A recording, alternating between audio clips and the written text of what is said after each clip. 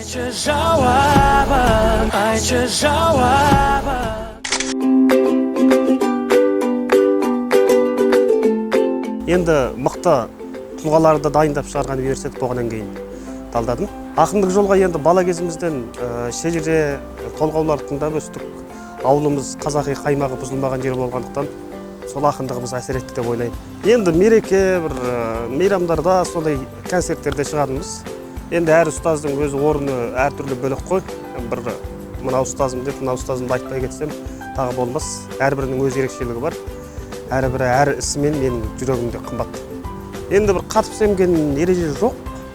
Жалпы тыныш жүру, тыныш тұру ғой. Университет білімнің алтын қазынасы.